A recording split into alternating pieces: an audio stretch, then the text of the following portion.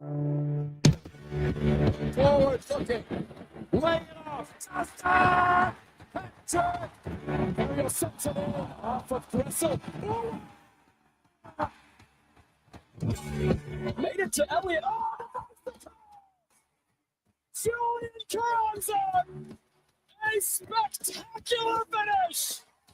Philadelphia Dynamite League. Hello and welcome to the Free Kick Podcast. My name is Todd, and your Philadelphia Union have won back-to-back games for the first time since March. And the Union head to Montreal this upcoming weekend. Could they make it a possible 9 points out of 9? We shall see. But we're not here to talk about that game, or at least not until later. We're here to talk about the 3-0 win over D.C. United from Subaru Park. The Philadelphia Union 4-1-1 at Subaru Park, which ties their most wins, or ties the wins total last year at Subaru Park with 4, which is so crazy to think about that. The Philadelphia Union only won 4 games, all in MLS at Subaru Park. Not great. But you know what is great? Having José Nuñez join me on the show. Jose, how are you? You're an idiot. What a segue. Good. I'm doing well. I was I think maybe as shocked as you are when you put it into that perspective, in terms of the wins at home for the year so far, already equaling the, I think, fair to say, unmitigated disaster that was last year at home, losing games in every possible way imaginable, at least in MLS. So happy that the players and the club, Bradley Carnell, etc., have sort of figured out how to crack this nut. But it's also perspective, right? They've gone back-to-back home games against back-to-back teams that on paper, at least one should be a heck of a lot better, and the others maybe just where they're supposed to be. So perspective's everything, but they can only play who's in front of them. So now they ship off to Montreal probably, Friday morning or something like that? Yeah, Friday morning. For afternoon after practice. Yeah, for what should be, I don't want never easy, but should be another 3 points ahead of what could be a heavily rotated Union side against Indy 11 in the U.S. Open Cup. Absolutely. Shaggy said, let's go. What's up, Shaggy? Thanks for joining us. Michael says, 8 o'clock. What is this? Yeah, not our typical 9 o'clock, but at least we are recording on Sunday. So last 2 episodes were on Monday. So thank you guys for joining. Mandy says, winning feels so good. Thank you for joining, Mandy. Shaggy, I can tell him why. I can tell him why we're recording at 10. I can tell him why we're recording at 8. I'm a dork, and I do dork things, like locking in at 9 p.m. with my cousins to watch The Last of Us on HBO. Fully aware what happens. I've played the game multiple times over, but it's nice to sort of follow along with people who haven't. So that's why we have a tight window. Sorry to interrupt, Todd. No, you're good. So get the people behind the scenes what you're doing. So yeah, we probably won't banter too much or just go off topic, but I don't know, maybe we do. I think Ali did this because of your 2 jerseys behind you, 20-time champions. Talking about Liverpool beating Tottenham 5-1. I mean, oh my God, what a terrible team, Tottenham. I mean, I can't talk. I mean, being a Manchester United fan, I mean, they're just as bad as Tottenham. So it's crazy to think that maybe one of those teams get to play in a Europa League final, but maybe both of those teams lose in the semifinal. Neither team gets to play for a spot in the Champions League next season. Mike Thomas checking in says, woo. Thank you, Mike. Jillian, what's up? She says, yes, The Last of Us. Also, hi, guys. Hello, Jillian. Well, like I said, tight window. Let's get straight into it, Jose. And again, Union go with the same back line like they did last week against Atlanta United. Keep another clean sheet with these guys. Nathan Harriel playing as a center back. Jakob Glesnes, obviously a center back. Frankie Westfield making his, 8th, 9th appearance this season, picking up his 2nd assist, 3rd if you count MLS secondary assist. Fantastic season Frankie Westfield's had. But the Union came out with like their team notes after the game and the press release. And this is something that I wasn't aware of. And I don't know if you were either, Jose, or maybe people listening, but with the win last night, the Union remain unbeaten at home against DC United since 2017. 10 years. It is insane. 10 years DC United have come into Subaru Park without winning a game. That is an insane streak. And the Union have 79 goals all time in MLS against DC United, which is the most against any team in club history. I mean, yeah, I know that we joke about DC United Philadelphia as a rivalry, but when you put it in that perspective, DC haven't won in 10 years at Subaru Park. 79 goals they've been scored on. I think the Union have 21 wins in all competition in MLS with home and away. I mean, this is completely one sided. And last night's game didn't really feel that way, in my opinion. I think DC United had chances. I think the Union didn't create a lot of chances. And I think that's. A good segue into the first topic. Start negative and then end maybe positive. But I guess my number one question to you, Jose, your first question is there any concern on your end that the Union really haven't created any chances the last four games, in my opinion? Yeah, maybe you can argue they created chances against Atlanta United, but looking on Foot Mob, the last four games for the Union, they have 7 big chances created. They have 28 big chances created on the season in MLS, which is the third most. But these last four games, they've averaged 1.75 chances the last four games, where overall in 10 games, they averaged 2.8. So they're down below. And I'm sure people are going to comment right away. Well, a big part of that is the last four games is no Daniel Gazdag. Not having Daniel Gazdag creating chances is a big drop off. So I looked it up, and prior to Daniel Gazdag leaving the Union, he created 12 chances for the Union, which was the third most. So yes, the Union are losing a little bit of that creativity, but looking at these four games, yes, I'm aware that the Union won against Atlanta United, won against DC, and we're talking about winning against the teams they're supposed to win against, but not really creating a ton of chances. And you see it this game against DC United, 2 goals off set pieces, 1 out of individual skill with Danley Jean Jacques, which was a good goal from Danley, but not really creating like they once were at the beginning of the season. Yeah, I am and am not, right? Because they are winning the games, and it's if anything, it's sort of showing that they're figuring out how to win regardless, or more or less punishing teams, right? By forcing them to cough out the ball or make mistakes, etc. But ultimately, it also makes you wonder, right? And this is going to be a soundbite that some in the audience right now would be like, "Oh, well, you're contradicting yourself." It's like, yeah, they probably could have gone back and found somebody, maybe, in terms of someone more creative, right, or someone with some creativity, because Vasilev is probably not that, right, in terms of being the creative power force for the Union. But yeah, there you go. I think what Indy gives you is that relentlessness. So when you pair him in some way, shape, or form with Quinn on either side, or yeah, on the 4-2-2-2-2, it's like, okay, you're getting relentless work rate out there to get them to cough up the ball or kick it out of bounds so you can have an easy throw in already, 70 yards up the field, that type of thing. So am I concerned? Maybe a little bit, but at this point, if they're winning and punishing teams off of their own mistakes and not having to create much themselves, which is, again, like, go back to that introductory press conference. That's exactly what Bradley Cornell wants to do with this team. And I think you and I talked about this, Todd, briefly.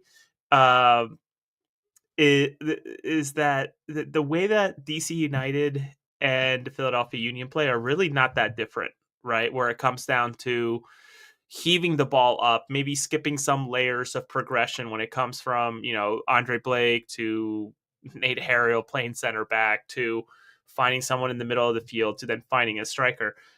What's often happening is Blake finding Westfield to then kick it up to find Damiani, or honestly find a head of a defender. And that's where it diverts, right? Where you have Philadelphia then being better than DC United by having their cues of pressing or knowing where to stay or stand, I should say, once the ball gets turned over, versus DC United, who obviously just are not there yet. And that obviously is a roster that's a work in progress. A lot of bright spots, but ultimately a very, very different team. And I know we also joked about it, Todd, but like, you look at the Union roster and then you look at Montreal or you look at DC United, it's like, yeah, maybe life isn't so bad for fans in Philadelphia when you think about what's available in Philly versus what's available elsewhere. So not too concerned. I'll be concerned once they are not towards the top of the table and scoring goals. Yeah, yeah, and Maybe. I mean, you're right. They're winning games, back-to-back wins against Atlanta United and D.C. United. They beat two teams that they should have beaten. We'll talk about that a little bit later on the show because I do want to talk about that. This is totally different than what we saw last year between the Union this year and last year, where the Union a lot of games that they should have won or at least got points in didn't happen. And this year, yeah, not so much. Union taking care of business, which is great, but a lot of fans brought up Indiana Vassilev, and I'm glad they did. And you had touched on it at the beginning right there, Jose, right? Where he's great for pressing. He's good at knowing the pressing cues, winning the ball back, but he doesn't offer the same creativity that Daniel Gazdag once had. Like I had said, 12 chances that Daniel Gazdag created with the Union prior to going to Columbus. And now in his 3 games, I think it's 3 games Gonzalez played with Columbus, he's created 5 chances so far. So, I mean, yeah, he's going into a team that's going to have a lot of the ball, which I think probably helps his game a little bit. And he's going to get in spots where he's going to have opportunities to score, but he's also linking up well with his teammates. And so, uh, I'm not really surprised to see Daniel Gaza fitting in so well with a Columbus team that maybe plays a little bit to his abilities. And I believe you are looking at how many games Gazag's played. I think it's 3, but you'll double check with me. But regardless, Yeah. Indiana Vassilev 3. Yeah, I believe so. Yeah. Yeah, Indiana Vassilev, I mean, just isn't offering that same creativity, which is fine for the time being. But the biggest challenge or the biggest indicator is going to be that match against Columbus in a couple weeks, into Miami when they come to town in a couple weeks. And I do wonder, you were on the game last night covering Cincinnati versus Sporting Kansas City. And I do wonder if the Union were to play Cincinnati right now, I don't think that would have been a 4-1 Philadelphia Union win like it was the second week of the season where Cincinnati's still in CCC play. And you look at the goal that Denke scores last night, beautiful bicycle kick. And unfortunately for Jakob Glesnes, I don't think he's going to win goal of the week because of that goal from Denke. But Glesnes should be up there for the goal of the year contender. I would imagine with a strike like that from a center back, hits it on the volley, laces, beautiful strike by Jakob Glesnes. But yeah, I do wonder what this team's going to look like against a better team, a Columbus in a couple weeks and into Miami a couple weeks. And I know I'm kind of getting ahead of myself, but for the time being, you'll take what you get from Indiana Vassilev, and if he creates one chance, you're happy with that. But the pressing that you're getting from him, the turnovers that he's forcing and everything, that's exactly what Bradley Cornell wants from Indiana Vassilev in this system. Hmm. The one thing I'll say is, and I think it's all about perspective too, and taking a step back, is that the Union are second in the league when it comes to goal differential, right behind Vancouver by 3 goals. So, like, I know we're talking about goal and creating chances, and I'll never forget. I know we continue to riff about it, Todd, but what are big chances, right? Remember the Jim Curtin question of, like, I don't even know what big chances are, and, like, of course, like, it's a little bit more spelled out in FOTMob, and not to be an analytics dork, but, like, I get it. But once, maybe as things settle, maybe the Union, that goal differential will level out to be something more middle of the pack, and maybe that's the reality. But right now, I can't be too worried about whether or not they're creating enough chances if they are literally second in the league to Vancouver in terms of the goal differential, which also goes to speak maybe a little bit about the defense being so different this year. And sure, Andre Blake being there, maybe Glesnes finding somewhere in between 2022 and well above 2024. So, like, somewhere, I don't know. It's really interesting to take a step back and look at the league as a whole. And if you really think about it, the Eastern Conference is just a battleground right now with everybody being so good. Yeah, I mean, everybody's beating up on each other. You see Dallas before we did the show. Huge result down in Miami 4-3. Yes, I know Miami's missing Busquets. Alba, I don't think played. Suarez, Messi. I mean, they're missing the big guys, but regardless, that's still a talented team. A lot of young players, and to see Miami blow a 3-1 lead, what do they say? A 2-goal lead's the most dangerous in all of soccer. And credit to FC Dallas for going down to Miami and coming back 4-3. And fantastic game to watch for the neutral. And like I said, I mean, Cincinnati started the season low. Now that they're out of CCC, I mean, they seem to be finding their form. 5 straight wins, I believe it is, which is the longest win streak in MLS. Columbus 6 now. I think. Wait. I thought you wrote in the report 5. Maybe it's 6. I don't know. Pretty sure it's 6. Okay. Yeah, I think it's 6. Well, Which is regardless, I mean, still. they're in fine form. Yeah, no, I mean that's incredible form that like I think any one team would be thrilled about. Yeah, I believe it's 6. So good on them, man. Like that's a good run. Yeah, and just I mean, people are like, I don't know why people are so down on Indiana Vasilov. Like he's good on this system. I saw a comment that said that Indiana Vasilov is to Cornell what Bedoya was to Jim Curtin, and I agree. I mean, coaches are going to have their guys, and so I have no issues with that. Indiana Vasilov fills a role, but again, when you need more chance creation, are the Union going to get that against the better teams? We will see. The one person who I think is happy though, watching the Union on this 2-game winning streak, especially now with the window closed. Union don't make any moves, which maybe some people are going to say, I told you so. I was pretty optimistic that the Union would make a move before the window closed, but now we got to wait until the summertime if the Union do decide to do something. But the one person that this impresses is Ernst Tanner. He had said it in that video that they believe they have the depth. 2 wins. And I know it's against teams you're supposed to win against, but Ernst Tanner is looking like a genius. When you have those 2 wins, you have players coming off the bench contributing. Indiana Vasiliev, who was off the bench when Daniel Gazdag was here, now into the lineup as a starter. You see Kevin Sullivan play significant minutes yesterday. Jeremy Raffanello plays some minutes. Jesus Bueno starts this game for the first time since the League's Cup third place game for the Union. Yes, he's been dealing with a hamstring injury, but look, again, Ernst Tanner said they have depth. And the depth has contributed these last 2 wins. And the Union transfer window closed, can't go out and make a deal until the summertime. And so they got to continue to ride these results. Like Mike Thomas had said, Montreal should be a winning game. Don't want to get too ahead of ourselves right now. But again, you're winning the games that you should win. One more thing that I want to bring up, though, is DC United had chances in this game. I think Frankie Westfield had a good game, had an assist, but he struggled at times defensively against Jacob Merle, the winger, striker, whatever you want to label him as the DC United attacking threat. He had that big one-on-one chance against Andre Blake in the 41st minute, made Jakob Glesnes look an absolute fool, chested down to Baji. Glesnes completely out of position. I get it. That comes with the territory, that comes with the style of play, pressing high, trying to win the ball back.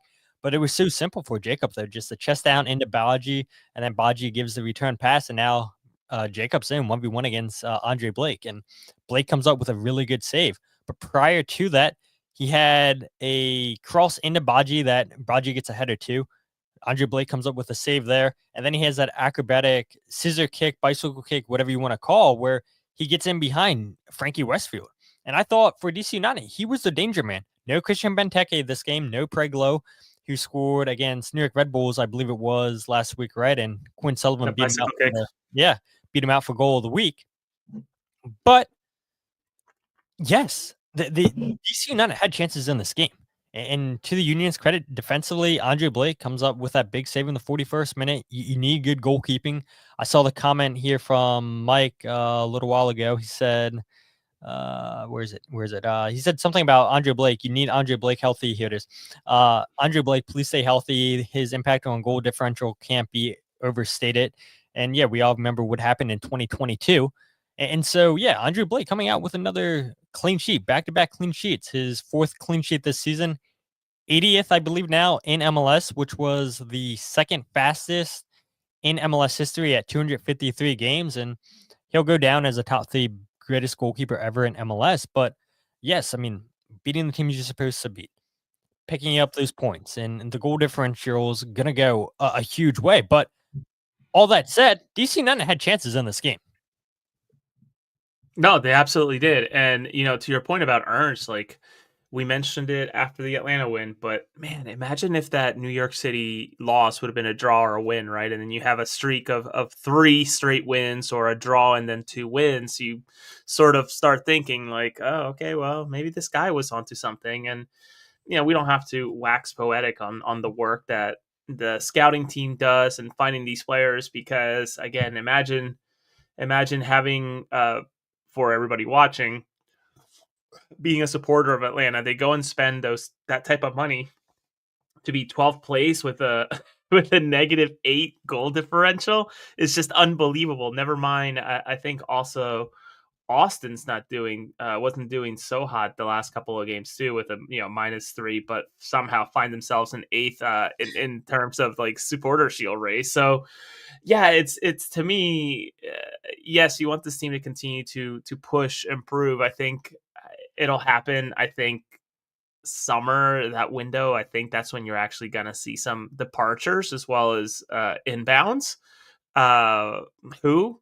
Well, you'll have to wait and see, I'm sure. But it's between now and the first week of that transfer window. I think it's going to be very telling of who's going to stay and who's not going to be there. And uh, I just saw Michael's comment. My goodness, one below. Lukic. I was so nervous that was going to be a difficult player to maybe replace, and those first 20 minutes, as Michael mentioned in a subsequent comment or a previous comment, were a little shaky. I was watching at the side of my eye as I was typing away on my story for MLS soccer on Cincinnati, and it's like, oh man, Lukic really does a lot, especially when it comes to push the ball forward when he finally gets a hold of it. So yeah, I don't even know what you asked. I just started rambling. I'm sorry. I mean, I feel like I was too. I mean, we're on a time crunch, so I think we're just trying to get as many points in before we have to end the show. But yeah, let's talk about from defense to getting goals. And Danley Jean Jacques, he scores in his second consecutive game. Union have gotten goals from five different players, and five different players, I should say, that aren't forwards. Danley, Glesnes, Lukic, Quinn Sullivan. If you wanted to count Daniel Gosling not as a forward. I mean, I kind of see Daniel Gosling as a part of that forward play just because of all the goals that he's contributed the last couple of years. But if you don't include him, then it would be six different players. But look, the Union as things stand right now, tied for the second most goals in MLS, or this was prior to the show. It might be different now, but still second. Yep. Tied with Nashville for second. San Jose lead the league with 20 goals. But yeah, it's so important, I think, for this Union team when your strikers aren't scoring goals. Bruno Damiani, I saw the comments, beautiful goal off the bench. Jose, we can talk about that a little bit if you want. I mean, the strength, that's a typical Bruno Damiani goal. That's exactly where he wants the ball, where he's going to hold off the striker. Lucas Bartlett was a center back for DC United, and then he turns. I mean, so effortlessly. Yeah. He makes it look so easy, but that's the type of service that Bruno Damiani needs. He's going to crash the box hard, and I think there may be something to this, Jose. I don't know what your opinion is, but I think Mikel Orr and Damiani work better than Damiani and Ty Bribo. I see those two as a little bit too similar, where out of the three players, Mikel has the fastest legs, in my opinion, with stretching the back line, getting in behind. Damiani and Bribo don't really offer you that. And I've liked what I've seen out of the partnership between Damiani and Mikel. And it is nice to have back-to-back games where you have strikers coming off the bench and scoring goals. Last week it was Baribo, and now this week it was Damiani. Yeah, I would have sworn, and yeah, I'm probably on the record somewhere, and whether it's through writing or just speaking it, into the microphone with you or with Mike and Dave, but like I would have swore that a Damiani Baribo partnership would have been the ideal one to have some sort of diversity in terms of what they can provide and what they can do. But it seems like like this partnership's working, and I earnestly thought about using the Damiani goal video or some of the pictures from. I mean, some unbelievable pictures came out after that play of Damiani basically carrying like carrying the player like those what you see like the kids wearing like the monkey backpacks with the Yeah, little yeah. strings or Yeah, yeah. whatever. Totally looks like a banana, like a monkey banana zoo type of thing that you would see in the back of a kid, with this player just literally like grabbing him by the hips. But Damiani was like, fuck it, no, I'm scoring this, and I'm so excited. I'm trying to working with the union, Bruno agreed to sit down for 25-30 minutes to chat here in the coming weeks in Spanish and just ask him just about everything I possibly can for all of you. So I'm eager to do that. But that goal was just one of those finally, right? Or not really even finally, because Scored on his debut against Cincinnati. He's had chances the last couple weeks, but yeah, yeah, to your point, finally gets the goal after the hard work the last couple weeks. yeah, because he does so much of it, and a lot of it comes from exactly how he scored this one. It's just pure brute strength to hold off players, to drop off the ball, to then be the MLS hockey assist, right? And just it was, I don't know. I need to figure out who the photographers were and figure out there has to be a GIF of like all the images leading into the goal and just kind of putting them together. But that's got to be one of my favorite goals of this year. And of course, like it was not as spectacular per se as what Glesnes scored earlier in the game, but ultimately, when you think about the difficulty of what Damiani did there, that is just like an unbelievable goal that should be, I think, getting a lot more attention than what it is now. Mike Barrera, my favorite gents. What's up, Mike? Great post game show yesterday with Pat, I believe, was with you. So check out what Mike and Jose do over at Across the Pitch at AT Sports post game shows. And you guys actually had a show this past week right after Bradley Cornell's press conference. So trying something different. And yeah, that was pretty enjoyable. You guys talked for, I think, an hour. So yeah, I mean, Across the Pitch, give you guys a little bit different than what the typical Philadelphia Union shows are like. But Mike and Jose do fantastic work over at Across the Pitch. So making sure you guys check out their stuff if you haven't over there. But yeah, Kyle agrees here. Says Damiani and Brebro are very similar to him as well. That's why their partnership on the field isn't as effective as opposed to one is playing alongside Ua. Yeah, because Ua stretches the field, gets in behind. And I don't think Brebro and Damiani really get you that. And Shaggy says here, he says the Union should make a play for Jamie Vardy. Nah, that has Wrexham written all over it, in my opinion. I mean, it's not Patrick Mullins, Jesus Christ, the Columbus Crew striker, former University of Maryland for it. I wanted to say Mullins is his last name, right? I forget. I don't pay attention to Wrexham that much, but I think, yeah, Jamie Vardy is like written completely into the stars. Like that's the star name that Wrexham would want for the continued story as of now in the championship. But yeah, I mean, I think not getting ahead, but if the Union want to make a move in the summertime, I would say attacking midfielder and center back. And yes, Glesnes, I'm assuming he's going to be back at some point this season. Bradley Cornell said multiple times that he's progressing well, actually progressing better. I saw him in the locker room after the game. He had his knee all taped up, but he was walking around. So, I mean, it's a positive to see. But even with a Glesnes sign this winter, I still thought the Union probably needed another center back. We'll see what the Union do in the summertime. But if I was in charge of the Union, those are the two positions I would look at. And then, yeah, you could always look at strikers if a deal is to be made. I do wonder what the future holds for Marcus Anderson, but we shall see. You obviously have Eddie Davis and Sal Olivas, who scored this past weekend for Union 2 after a beautiful assist from Quinn Sullivan.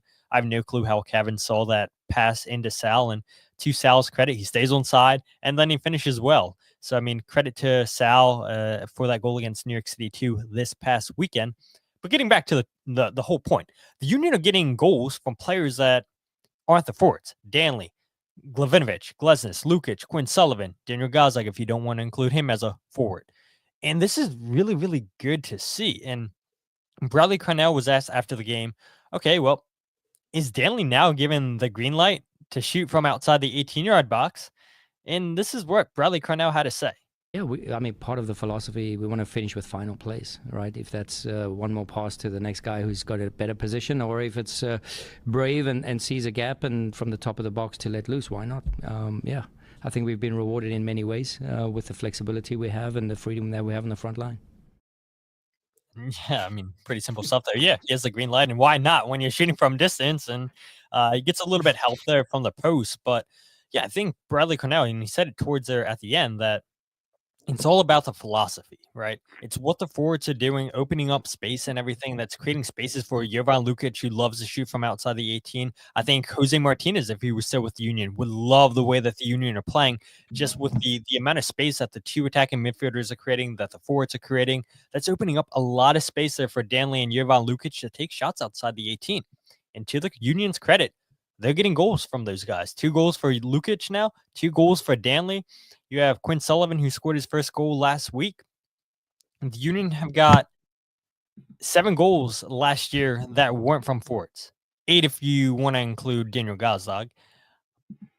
But 12 different players overall scored last year for the Union, including forwards. And the Union already have 9 this season, 10 games in, that have scored a goal. 9 different players. And I think that is a credit to the philosophy where I just said it. The forwards opening up space, the attacking midfielders opening up space. You're scoring goals off a set piece, which the Union have always been deadly on set pieces since Frank Leich has been the the set piece coach for the Union. But it is good to get goals contributions when, okay, you don't get a goal from the starting strikers this game in a Ty Rebo and a Mikel Ua. You do get an assist with Mikel Ua, but back-to-back games now you've had goals off the bench from your strikers. But it is good to see goals coming from different areas of the field. I think it goes to show, and I might be quoting Carnell, and not probably because I wrote about it for MLS, but I think it goes to show the sacrifices that the strikers are making, whether it's getting themselves in not so great positions to draw away players, so midfielders can score like the Danleys of the world or the Quinns of the world, and just leaving it all out on the field to just body. I guess the term I should have used for Bruno's goal is like that was bully hours type of goal, right? Where like he just muscled his way through. So like I think this is a great thing because ultimately the instinct of I don't think you are gonna have a year where Bruno. I earnestly think this after talking to some people and internally at the team and then externally people who have watched him out in Uruguay. But like Bruno's a player that in MLS should have 12 to 15 contributions, but most of them being goals. Like I don't see a world where that doesn't happen. And if he's only at 2 goals, like it goes to show again on what he's sacrificing. Same with Ua, right? In terms of finding the players in better spots. I think of the assist that he gave Danley last game against Atlanta, right? Where like, sure, he could have tried to drive forward and try to score, but unselfishly thought, let me just slide this over for Danley to go to score. So, and it's the Lukic goals earlier this season are just unbelievable strikes that worked out for him. So I think it's a good thing to get the variety. I think it's fantastic. And I think any coach, regardless of system, will tell you, yeah, I want every player to score because ultimately that means I'm releasing and relieving some pressure from the strikers who are gonna hear it from the press, right? The fear and the worry of Bruno Damiani not scoring. It's like, fuck off. He's doing so much else, right? Like just give him some time to get acclimated. I'm not an XG person like someone like Ali or some other people, but like the XG opportunity has had this season, as I understand it, have been unreal, where he's literally just an inch away or just barely missing. That once that clicks, I think it's gonna be a different ballgame for him. I'm very high on Bruno, if you can't tell. I think he's gonna be fantastic in this league. I mean, as you should. I mean, he had a fantastic season on loan last year at River Plate. Or no, he wasn't on loan last year. It was the year prior. Or was it last year? I can't remember. Y'all flows so fast. Yeah, he was at Boston River. Yeah. So he was on loan. And why did I say River Plate? Oh my God, no! That would be fantastic if he was on loan there with the Argentine Giants. If he was on loan there, there's no way the Union would have got him. So thank you. Yeah, Boston Rivers in Uruguay. Jesus, man. I think this fan base would be over the moon if they got a player from the Giants of Argentina football or Boca Juniors. But yeah, I mean, Bruno Damiani, we started off talking about those are the positions where he needs to be inside the 18-yard box, bullying center backs, having balls cross to his head because he's an aerial threat. He's a physical player inside the 18-yard box, which makes life miserable for center backs. And so the Union, I said in my goals breakdown video, I think this is what we're going to see from the Union weeks to come, take advantage of Bruno's strengths inside the 18-yard box.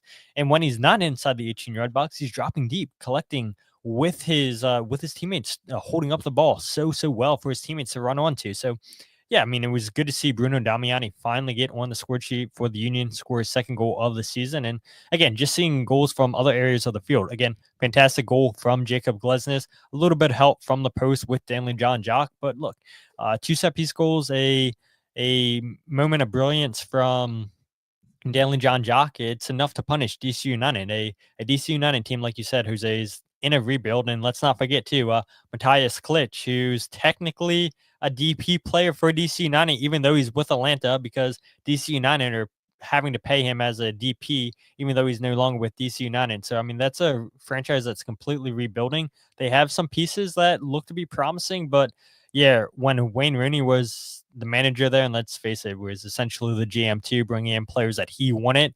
Yeah, it's a lot of pieces that DC United had done a good job this past offseason getting rid of, but they still got to continue to rebuild that roster and really turn it into what Troy Lezane really wants to build, who I think is a good coach too.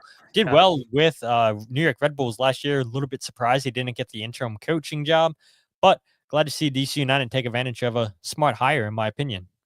I think if anything, this goes to illustrate again, and I'm not here to bootlick, as some would say, but like, you have to be so thoughtful in this league when it comes to handing out some of these contracts, right? Like the designated player. And it seems like the Union have, since the Ernst Tanner era, sort of hit on most of them, right? Like Ua, gosh, who are some other? Carranza was technically a young designated player, U22. So like, it seems like they're hitting on a lot of these really important signings. Obviously, Bruno is still sort of early in this stage, but I can't think of a reason to think that he's not going to be good either. So again, I think it's like a cautionary tale to see what's sort of happening in DC and having to sort out, for the lack of a better term, like bad contracts. Yeah, so we have 10 minutes to wrap up the show, and let's go ahead and end it on the Union winning against teams that they should beat. And that's comments that a lot of people were saying at the start of the show. Mike Thomas said, winning the games they were supposed to win, that's what we needed. And I had mentioned a couple times at the beginning of the show as well. New England, St. Louis, Atlanta, DC United, that's 12 points against those teams. 12 points that the Union deserved, teams that they should have beat. Probably should have got some kind of points against New York City. That's a really bad New York City team. I know they just won against Toronto this weekend. Toronto's also a really, really bad team. But last year, I mean, you have your choices of the games that the Union lost. Montreal away, 4-2. Chicago Fire, 4-3. Toronto, 2-1 away. Miami at home. The Union are up because Miami's down to 10 men. And they lose that game 2-1. Last second goal to Leo Alfonso, the former Philadelphia Union Academy player. And look at the draws that the Union had last year. 0-0 at home against Toronto.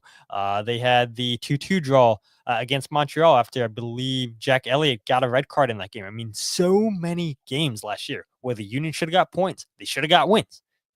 And they just found different ways to lose. And this year, Union are getting wins against the teams they should have got wins against. The only one I would argue, and maybe you can say even Nashville too, I know the referee had a lot to say, and look, you can't blame referees. I don't think the Union were great on the day either. Missed a lot of chances in that game against Nashville. We see what Nashville did last night against Chicago Fire. We're up 7-0 at one point, wound up winning that game 7-2. But to everybody's credit tonight, the Union are winning games that they're supposed to win. 4 wins already at Subaru Park in 6 games, and you win your games at home, you're going to make the playoffs. Yeah, and that's just it, right? I think I've said it plenty of times with Mike on the air, but win at home, draw away, and maybe sneak away with a few wins away, and you're probably going to win the Supporters Shield. Honestly, that's what it takes. So they're doing what they're supposed to, and I think someone said it best here, and it's like, win, like, you can't exactly win the Shield now, but you can certainly give up a big lead to someone who's not going to let it go. So I'm intrigued to see if ever things settle with Vancouver? They're an unbelievable run here of doing so well in MLS, sort of bucking the trend a little bit here, Todd, with doing so well in MLS, but also potentially, I don't know, I guess 90 minutes away in a 2-goal lead from going to the CONCACAF Champions Cup final, all while juggling MLS at the same time it's unreal. So once they settle and come down to earth, maybe things will be a little bit different for who's going to be leading the Supporter Shield. But as of right now, the Union are just trying to keep pace, and I don't know that their focus is going to be the Supporter Shield, or maybe if it continues to go this way, yeah. But I can't wait for us to shift and talk about U.S. Open Cup in a future episode. Yeah, I mean, that's going to be interesting. I mean, coming up May 7th. And again, we talked about it last episode. I'll be curious to see how many fans show up for that game. But I mean, just looking at it quickly, the Supporters Shield, Union sit in 4th place. It goes Cincinnati. They have 22 points. Then Columbus, 21 points. Vancouver with 20. Philadelphia Union with 19. And Mike talked about it earlier about how important it is for the goal differential. And Bruce mentions right here, he says, for him, the biggest difference this year to last year was having Blake this year. And I think that is a big difference. But then Mike brought this comment that I think got lost a little bit at the beginning of the show. He says a lot of the goals we've been getting this year in general seem to be low percent chances, which is great, but the number of high percentage chances seem to be low. And I agree. Scoring that goal like Glesnes did, that's very, very low. That's a fantastic goal to hit. Danley Jean Jacques, that's a low percentage chance. And how many times did we hear Jim Curtin say over the years about, sometimes you make your own luck? And he mentioned it so many times, we're not getting lucky. We're not getting lucky. We're just finding stupid ways to lose games. And so far, it does seem like the Union are getting a little bit of luck. But you got to be in the right position to create those chances. You got to keep coming out and trying things over and over again that you know that you're good at. The Union know they're good at set pieces, and so they're going to send crosses into the box at tall players like a Nathan Harriel, a Bruno Damiani, a Mikau, or Jakob Glesnes, because one of those chances are eventually going to come out and connect. And so, yeah, I do think Andre Blake's made a big difference this year. 4 clean sheets on the year, but the Union are scoring a lot of low percentage chances, and hopefully that continues for this team. But at the same time, right, you can't win Supporters Shield now. You can't lose it. And the Union sit in 4th place in the Supporters Shield standings, only 3 points off of Cincinnati. And yeah, look, Union, I think, wouldn't complain 10 games in. And I think after 8-10 games, you know who the Union are. You continue to beat the teams you're supposed to beat. You're going to be in the playoffs when 60% of your league makes the playoffs. Yeah, Todd, your infamous clip of if you don't make the playoffs, you should be fired. Well, there you go. You got it. So you nailed it. Spot on. You predict everything.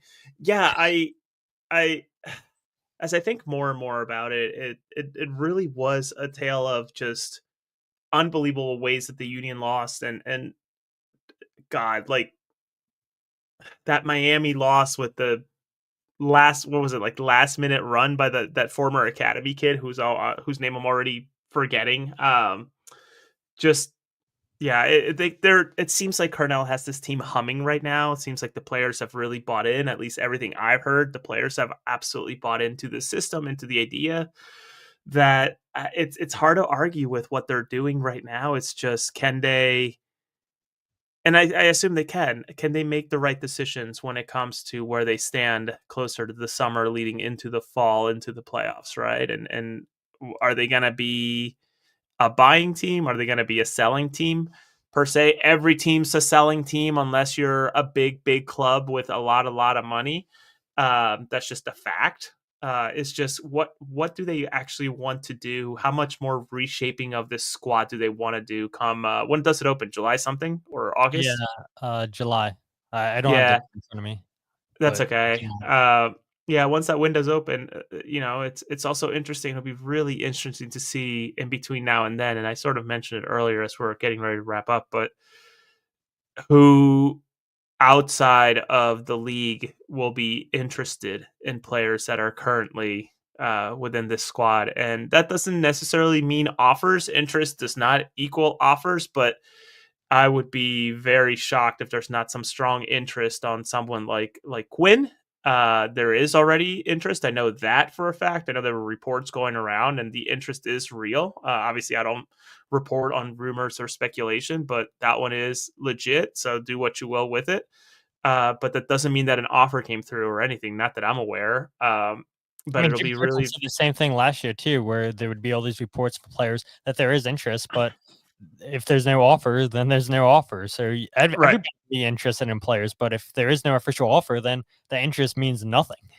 Yeah, no, and if anything, if we want to spend like 2 minutes on Quinn here, like I don't know what's gonna happen with him, but the Union certainly did a bang up job of letting him grow into what he is now, and certainly have him on a contract that would demand some real money from outside suitors to take him away, right? With a literal fresh contract from this offseason. So we'll see what happens. The Union could maybe get an offer for him, and it's really up to them then. Yeah, absolutely. And I mean, if a team does come in and have a legit offer in the summertime, I'd imagine it's going to be buying high. That fresh contract, Quinn's off to a great start, and we talked it last week. If Quinn continues to play at the level he's played at for the most part this season, he should have a chance to play in the Gold Cup this summer with the US. So we shall see what happens. Michael says there's no replacement for Quinn, Kai, or Blake. No way. And yeah, exactly. I mean, Kai Wagner I Dude, would argue, Danley. probably the biggest. Danley's been a big part too. So I mean, yeah, I mean, there's a lot of guys on Ty. the Union team that tie. Yeah, I mean, there's a lot of people that seem irreplaceable. Daniel Gazak seemed irreplaceable there at one point, and we'll see what the Union go out and do. Real quick, I want to just mention something about must-win games. Montreal should theoretically be a must-win or an easy win for the Union. On paper, you would say, okay, yeah, there's a team that is only one or two teams in MLS without a win this season. But I shall remind Union fans, the Union have a 3-9-2 away record in Montreal, with their last win coming on March 5th, 2022 at Stade Olympique. They had a 2-2 draw last year at Stade Saputo. But yeah, I mean, that's a pretty bad Montreal team. And hopefully the Union can take advantage, at least come away with a point. But we shall see what happens. But regardless, continue to ride this high Union 2-game winning streak, sit in fourth place in the Supporter Shield standings. Mandy says Todd and Jose are irreplaceable. Appreciate that.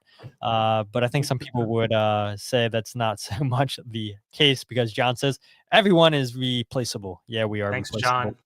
Thanks, Mandy. Just continued. We were up there on that high with Mandy. Now we brought back down to reality. But speaking of reality, if people want to continue to, and this isn't a great transition, but if people want to read what you write for MLS, which seems to be reality, always good pieces. Jose, where can people follow you on social media and find your work? You can find my MLS writing at mlssoccer.com, on social media at Jose R Nuñez 91. A couple of things coming up. Obviously, MLS Soccer. It's up in the air who I write about, what I write about. I sort of get a green light of, like, this is what we want you to focus on. Do what you will with it. So that's TBD. But as I mentioned earlier, working with the club to get with Bruno think about what we did with Julian Carranza last year, or a couple of years ago. It feels like now Jose Martinez as well. Bueno, sort of like a 25. Talk about soccer, but also like background. Get the fandom to really get to know who this guy is, and really sit down and flesh him as a personality out. Also working through Anthony Fontana. I'll have him in front of a screen or in front of a microphone here in the coming weeks as well, and trying so hard to get Corey Burke in front of a microphone as well, but he's proving to be difficult. And then this weekend, I'll actually be making my way to Rhode Island. RIFC, Rhode Island Football Club. They are having their stadium opener this weekend, and you don't get to see a lot of those. So I was very happy when they were more than eager to have me. So excited for that. So more to come. Absolutely. And John says real quick here, says if we could sell you two for 10 million to Europe, ... Hey, look, if we can get some of that transfer fee, sell me to Europe. I don't care. I mean, like MLS does with the trades and everything, where Daniel Gazag, I'm assuming, probably took 10% of that deal. I think it's 10%, right, Jose, from the transfer fee or trade or whatever it was. yeah, if that's a thing for Europe, yeah, you guys can sell me. I'd be more than happy to go to Europe if I get some of that fee.